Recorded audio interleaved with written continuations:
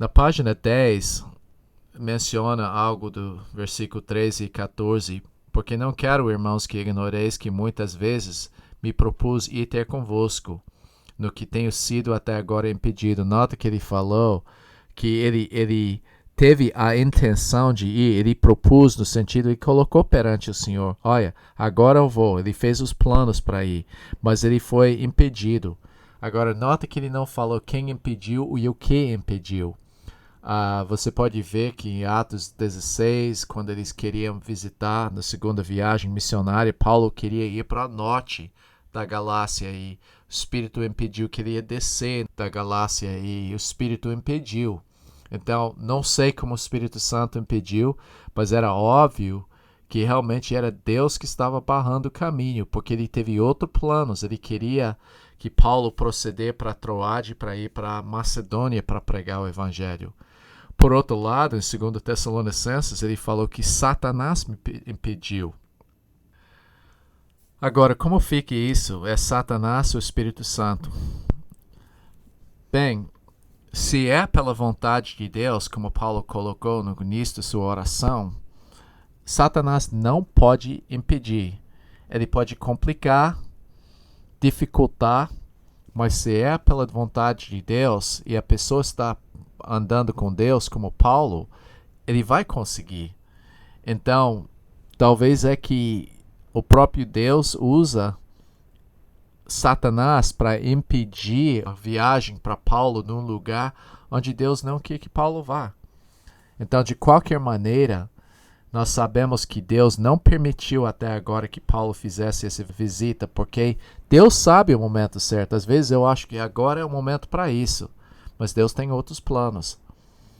Agora, nota que coloca lá na página 10, a razão é de obter fruto.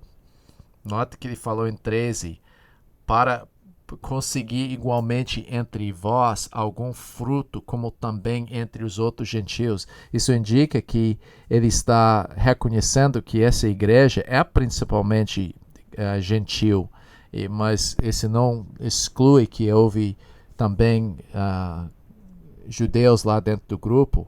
Agora, a pergunta é fruto. O que é fruto? Pode ser que é fruto de andar no Espírito, pelo Espírito. Por exemplo, através de ele compartilhar, encorajar as pessoas e começar a andar com Deus de uma maneira que sua vida ia ser uma vida mais frutífera, no sentido manifestando o fruto do Espírito.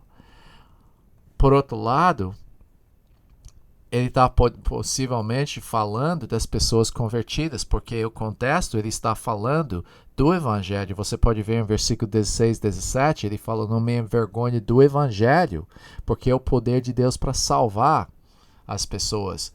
Então, essa coisa que é importante aqui. Eu tenho reparado, com o estudo do livro de Romanos, que pessoas das igrejas têm se convertido com o livro de Romanos. Eles têm tomado decisões, sendo batizados membros por anos. Mas quando começa a entender o Evangelho, como está apresentado no livro de Romanos, eles falam, agora eu sei que eu estou convertido. Então essas pessoas, eu creio que houve pessoas na igreja não convertidas, porque eles não entenderam o Evangelho. Por outro lado, o conhecimento do Evangelho é uma coisa que leva a pessoa a viver uma vida mais frutífera. Eu sei que nos últimos, de fato, 2 semanas atrás, eu aprendi alguns novos aspectos do Evangelho que eu não tinha considerado. Isso trouxe grande crescimento e fruto para a minha vida. Então, o fruto é dois lados. Esse livro de Romanos, ou a presença de Paulo lá, ele ia evangelizar, ele ia pegar pessoas da igreja e pessoas fora da igreja e proclamar, esclarecer o evangelho para que essas pessoas de verdade se convertem. E houve pessoas da igreja verdadeiramente convertidas que não estavam firmes, e ele queria enraizar, estabelecer e fortalecer essas pessoas com um bom entendimento do evangelho. Mas de qualquer jeito, seja de converter ou não convertido ou de edificar o cristão, o evangelho tinha que ser explicado. E por isso o livro de Romanos é muito bom, porque vai fortalecer sua vida. e vai realmente mexer com tudo que você vê, com todo o seu conceito do evangelho. Então ele falou nesse trecho, pois sou devedor. Eu tenho essa obrigação. Ele não viu isso como tipo obrigação religioso, mas ele viu que é uma responsabilidade muito grande que ele falou em versículo 14 aos gregos e os bárbaros. Os gregos são os sábios que têm a cultura grega.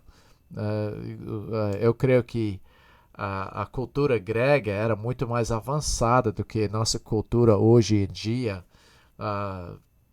Eu não estou falando de só um país, mas mundialmente não houve uma sociedade tão sofisticada nas artes, na literatura, como a cultura grega. Mas ele falou até para os bárbaros. Essas são as pessoas que, ignorantes, os gregos, quando eles acharam uma pessoa que não falava grego, ele está falando só bar. Então, uma pessoa ignorante, sem cultura, eles chamaram bárbaros. Então, ele falou das pessoas mais sofisticadas, inteligentes, as pessoas mais simples, que nem têm nenhuma cultura. Ele falou, eu tenho essa responsabilidade para com eles. Quer dizer, Paulo já está falando, eu não estou fazendo distinção entre as pessoas. Ele falou em versículo 15, por isso, enquanto está em mim, estou pronto, estou ansioso, estou animado e disposto a anunciar o evangelho também a vós em Roma. Nota, ele está falando isso para pessoas convertidas e não convertidas. Então é importante para a gente ter isso no contexto de reconhecer que houve algumas pessoas que estavam associadas com a igreja que não se converteram ainda. Então Paulo estava ansioso para chegar e também anunciar o evangelho para essas pessoas.